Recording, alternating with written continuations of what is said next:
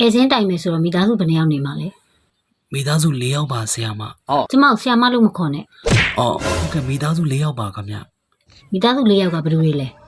မိသားစု၄ယောက်ကအဖေရဲ့အမေရဲ့အမရဲ့ကျွန်တော်ရဲ့ပါခင်ဗျ ရှင့်အတန်နဲ့ကျဲလို့မရဘူးလား အော်ဟုတ်ကဲ့ရပါတယ်ခင်ဗျ ဩ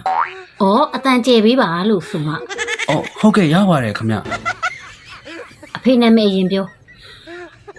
အဖေနာမည်ဒေါက်တာချက်ကြီးပါ ဩရှင့်ဖေရဒေါက်တာလား အော်မဟုတ်ပါဘူးခင်ဗျအဖေနာမည်အရင်ဟိုကဒေါက်တာချက်ကြီးပါ ဩအမေနာမည် အမေနာမည်မမဟုံပါခင်ဗျ နာမည်အရင်နေပါနော် ဟုတ်နာမည်ရင်းနေပါခင်ဗျကျွန်တော်အမေနာမည်အရင်ဟိုကဒေါ်မမဟုံပါ ဒေါ်မမဟုတ်အမနာမည် အမနာမည်နှစ်သမီးလေးပါခင်ဗျ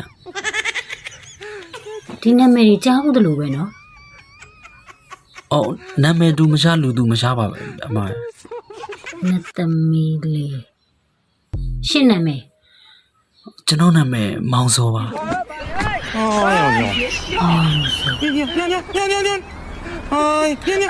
ညဟိုဘက်မှာလက်မှတ်ထိုးပြီးယူသွားလို့ရပြီ အော်ဟုတ်ကဲ့ခင်ဗျအော်ဒါနဲ့မှကျွန်တော်ကအခုမှအစ်ပြောင်းလာတာဆိုတော့လေအမရဲ့နာမည်လေးကိုသိလို့ရမလား ဩကျမနာမည်ကမြမြ